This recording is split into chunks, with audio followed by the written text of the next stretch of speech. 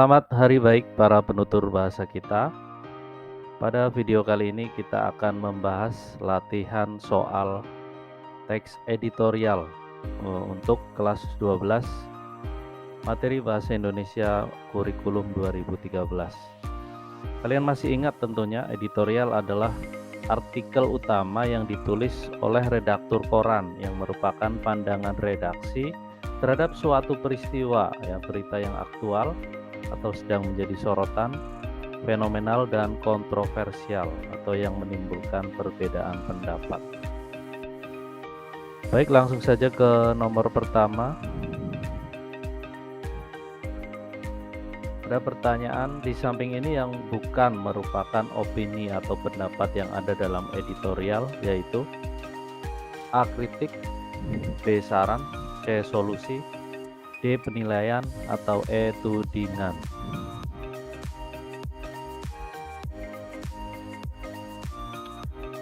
Bisa dipikir dulu ya untuk jawabannya.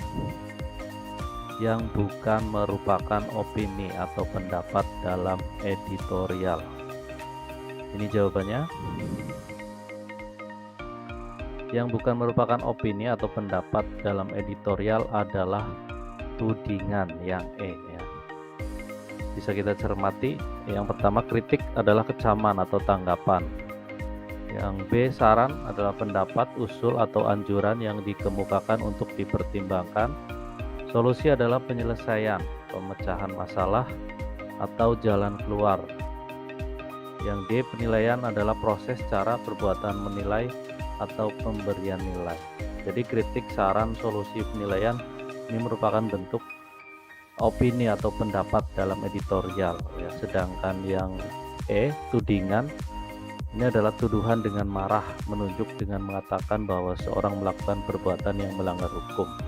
Ya, sudah jelas tudingan atau tuduhan ini bukan merupakan opini atau pendapat dalam editorial. Karena kalau dengan adanya tudingan bukan untuk memecahkan masalah ya atau isu yang sedang berkembang, justru malah menambah masalah nantinya.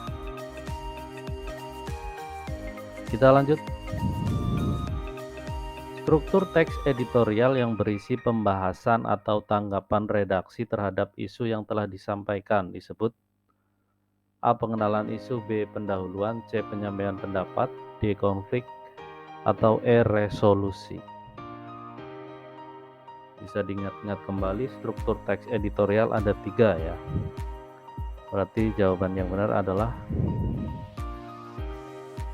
kata kuncinya yaitu pembahasan atau tanggapan redaksi terhadap isu. Jadi jawabannya adalah penyampaian pendapat. Kita tahu struktur teks editorial ada 3. Yang pertama, pengenalan isu. Artinya isu yang dibahas disampaikan di awal atau pendahuluan. Ya, kemudian struktur yang kedua, penyampaian pendapat atau argumen. Artinya yaitu pembahasan atau tanggapan redaksi terhadap isu yang sedang dibahas. Jadi masuknya ke penyampaian pendapat atau argumen. Kalau konflik itu struktur di cerpen biasanya ya. Dan yang terakhir, penegasan. Penegasan itu penegasan ulang pendapat atau isu yang dibahas di struktur awal tadi. Berikutnya, penggunaan konjungsi kausalitas dalam editorial ditandai dengan kata-kata berikut: kecuali, A. Kemungkinan, B. Karena, C. Disebabkan, D. Oleh karena itu, atau E. Sehingga.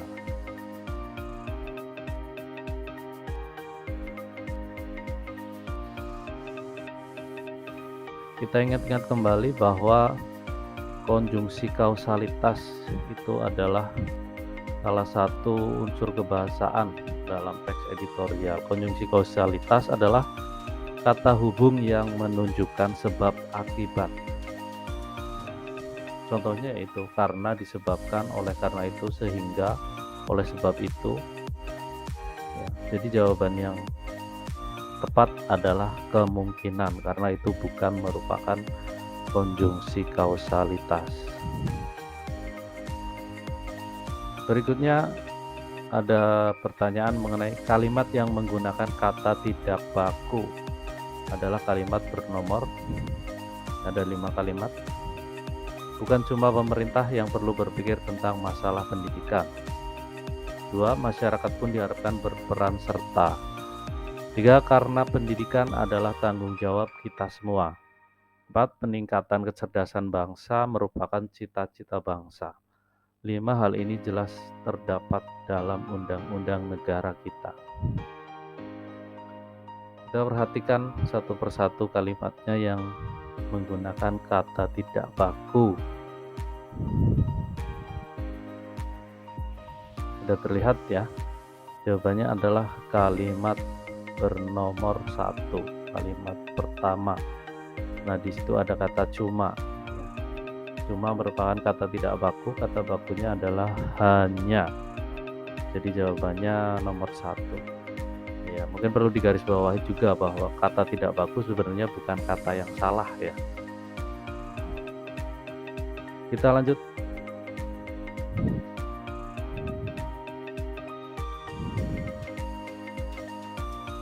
Nah, ini dia. Ini soal untuk mengurutkan kalimat ya agar menjadi paragraf yang padu. Ada 5 kalimat. Oleh sebab itu, sebagai pondasi sudah jelas ya, ada kata oleh sebab itu seharusnya bukan dijadikan nomor 1 atau pertama, karena itu adalah konjungsi kausalitas. Tentunya sebelum ada konjungsi kausalitas harus ada pernyataan dulu ya, jawabannya bukan A atau B yang jelas. Jadi antara 2, C, D atau E ya. Kita perhatikan kalimat nomor 2, dalam prosesnya sendiri fitrah yang alamiah ini sangat dipengaruhi oleh keadaan lingkungan. Kita perhatikan kalimat nomor 2, dalam prosesnya ya, ada katanya itu kan istilah ataupun kata yang merujuk ke kalimat sebelumnya ya, berarti nomor 2 juga bukan merupakan awal kalimat atau awal paragraf ya. Berarti jawabannya antara D atau E. Jawaban yang benar adalah E yang benar. Jadi kalimat nomor 3 dulu ya, pendidikan karakter kini memang menjadi isu utama di lingkungan pendidikan ya, itu merupakan gagasan utamanya. Kemudian dilanjutkan nomor 4, di setiap jenjang pendidikan itu pembentukan karakter itu dimulai dari fitrah yang diberikan Tuhan yang kemudian membentuk jati diri dan perilaku. Ya, ada kata di setiap jenjang pendidikan itu. Ini merujuk ke kalimat sebelumnya ya, kalimat nomor 3. Baru nomor 2, dalam prosesnya. Nah, itu ada katanya nomor 1 oleh sebab itu, dan yang terakhir adalah selain itu, kalimat nomor 5. Kita lanjutkan. Nah, lagi-lagi ini ada paragraf yang cukup panjang ya. Ini menjadi masalah bagi peserta didik sekarang yang kebanyakan malas membaca. Mungkin bisa kita langsung cek ke pertanyaannya ya untuk soal ini dulu. Opini pada teks editorial tersebut terdapat pada kalimat. Nah, ini kebetulan pertanyaannya adalah opini tentang editorial di atas. Kita bisa langsung mengecek opsi jawabannya ya untuk soal ini. 10 orang meninggal dalam banjir tersebut. Ya, ada kata 10 orang, ini merupakan jumlah korban ya. Artinya itu merupakan fakta. Seorang penduduk di luar Jakarta menyurati redaksi sebuah kabar. Nah, ini juga fakta ya. Orang Jakarta mengatakan bahwa banjir kali ini merupakan kiriman dari Bogor. Nah, ini juga orang Jakarta siapa? Ini belum jelas. Kalau ada narasumber ataupun ahli dalam bidangnya yang memberikan pendapat, itu bisa dijadikan fakta, tapi ini tidak jelas ya orang Jakartanya siapa. Yang D, kerugian mencapai 39,5 miliar rupiah dan 10 orang meninggal. Ya, ini juga sama, ini merupakan fakta ya, ada jumlah kerugian ya, uang yang mencapai 39,5 miliar. Dan yang beberapa waktu yang lalu banjir besar melanda Jakarta. Ini merupakan peristiwa yang sudah terjadi, jadi merupakan fakta yang jadi jawaban yang tepat Untuk opini adalah C. Orang Jakarta mengatakan bahwa banjir yang melanda Jakarta kiriman dari Bogor. Itu jelas opini atau pendapat seseorang yang belum tentu benar jawabannya.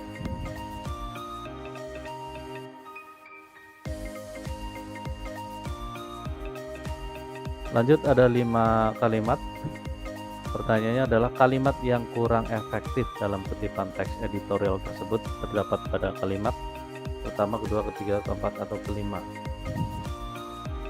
Kalimat yang kurang efektif ya. Kita baca dulu. Penduduk Batam baru jutaan saja, tentu masih lebih mudah dilakukan langkah pensejahteraan saat ini. Batam menjadi sebuah kawasan investasi yang pertumbuhan ekonominya di atas rata-rata pertumbuhan ekonomi nasional. Kelak jumlah penduduk akan terus bertambah. Tentu di masa itu akan lebih susah. Bila ingin menyejahterakan rakyat, hanya satu kuncinya, itikad dan kemauan. Dengan demikian, desakan harus senantiasa dilakukan agar Pemda Kota selalu ingat, bukan gaji yang diminta, tapi kesejahteraan. Tadi di kalimat pertama kita sudah menyadari ya, ada kalimat yang aneh atau kurang efektif, yaitu pada frasa baru jutaan saja. Penduduk Batam baru jutaan saja, tentu masih lebih mudah dilakukan langkah kesejahteraan saat ini. Nah, itu merupakan kalimat yang kurang efektif ya. Baru jutaan saja. Kalau diubah menjadi yang lebih efektif bisa kita ganti ya. Penduduk Batam yang baru jutaan tentu masih lebih mudah dilakukan langkah kesejahteraan saat ini. Nah, itu bisa sajanya dibuang ya. Atau barunya yang dibuang ya. Penduduk Batam yang berjumlah jutaan saja tentu masih lebih mudah dilakukan langkah kesejahteraan saat ini ya. Jadi antara baru dan saja jangan digunakan dua-duanya ya, atau sekaligus. Itu kuncinya.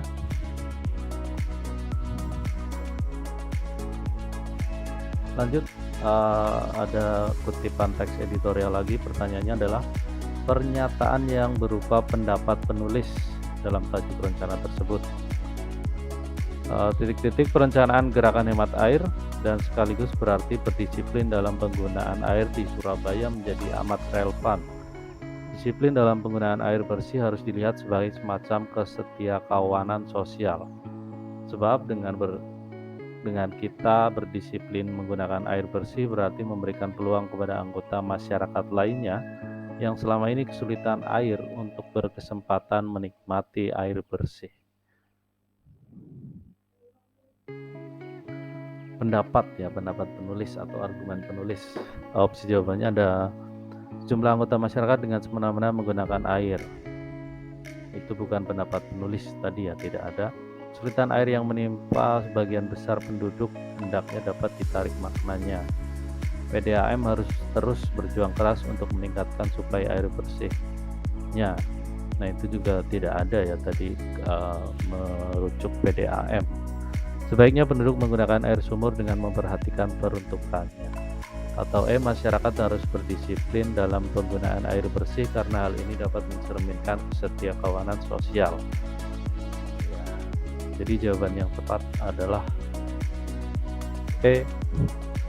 Tadi disampaikan bahwa disiplin dalam penggunaan air bersih harus dilihat sebagai semacam kesetiakawanan sosial. Itu adalah opini atau pendapat penulis dalam tajuk rencana tersebut.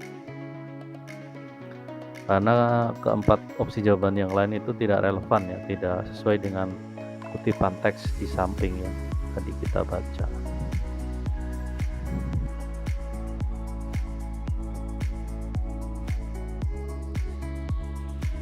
Berikutnya pertanyaannya adalah ide pokok paragraf teks opini tersebut adalah.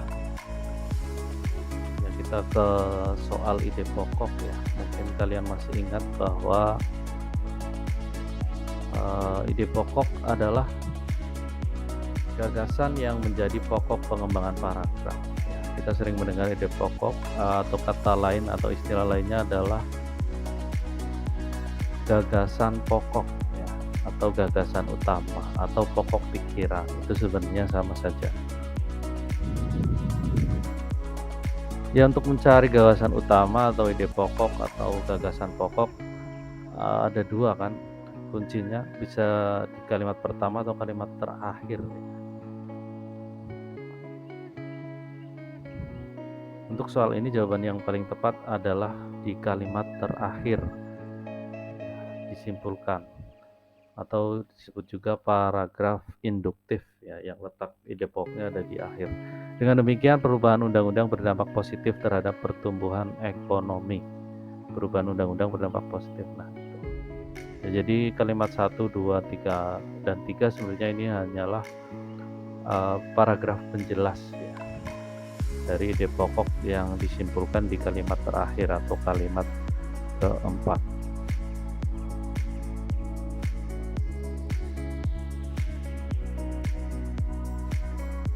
Masih ada kutipan teks editorial, kerusakan hutan di Indonesia selama 5 tahun dari tahun 2000 sampai 2005 adalah 2% per tahun. Sementara di Brasil 0,6%. Kerusakan itu sama dengan 1,87 juta hektar setiap tahun. Sama dengan 51 km setiap hari atau sama dengan luas 300 lapangan sepak bola setiap jam. Data itu dikemukakan oleh Hapsoro, juru kampanye hutan regional Greenpeace Asia Tenggara di Tugu Proklamasi. Dengan angka-angka itu, Indonesia bisa masuk ke Guinness Book of World Records sebagai negara penghancur hutan tercepat di dunia. Ya, kalimat pertanyaan yang paling sesuai dengan editorial tersebut adalah apakah A. Apa saja yang dilakukan oleh Hapsoro untuk menyelamatkan hutan Indonesia? B. Tepatkah data-data yang dipergunakan oleh juru kampanye hutan regional Greenpeace itu? C. Benarkah bahwa kerusakan hutan di Indonesia sudah tidak dapat diatasi? D. Berapa persen kerusakan hutan yang terjadi di Indonesia per tahun selama 5 tahun? Atau E. Apa yang harus diperbuat dengan data-data yang dikemukakan oleh Hapsoro? Jawaban yang paling tepat adalah D. Berapa persen kerusakan hutan yang terjadi di Indonesia per tahun selama 5 tahun? Ya, dari kalimat tanya tersebut langsung dijawab di kalimat pertama dalam kutipan teks editorial. Ya, kerusakan hutan di Indonesia selama 5 tahun adalah 2% per tahun. Ya, kemudian berdasarkan jawaban itu dikemukakan lebih lanjut, dijelaskan lebih lanjut di kalimat penjelasnya di bawahnya ya, dibandingkan dengan Brasil, kemudian dibandingkan luas yang berbeda ya, dibandingkan setiap jam, kemudian setiap tahun dan setiap hari juga ya. Itu merupakan pertanyaan yang tepat untuk soal kali ini.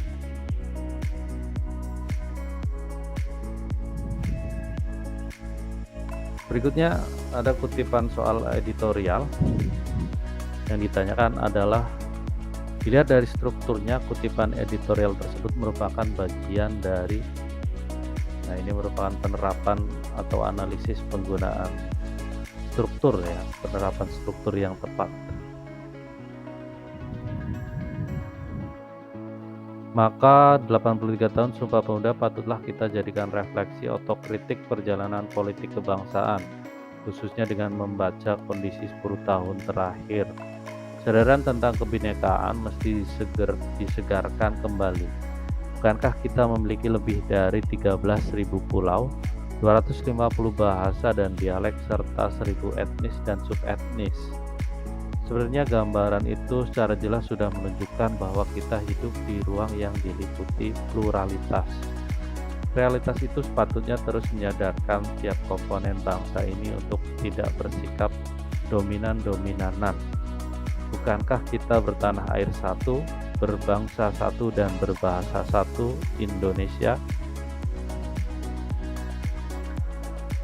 Nah, kutipan teks editorial ini lebih tepat termasuk ke dalam struktur argumentasi ya, atau penyampaian pendapat. Ya, ada kata patutlah mesti disegarkan ini merupakan pendapat atau argumen dari penulis ya. Jadi di bagian pembahasan atau struktur kedua. Kita ke pertanyaan terakhir. Pertanyaannya merupakan hal yang disoroti. Isi yang disoroti dalam editorial tersebut adalah pemerintah seharusnya mempunyai solusi agar tidak muncul korban yang lebih besar. Sudah saatnya menghentikan kebiasaan retorika politik yang penuh basa-basi.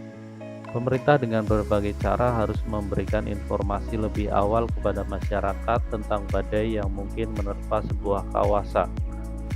Ramalan BMKG menjadi panduan bagi aparat untuk menyiapkan masyarakat dari ancaman badai.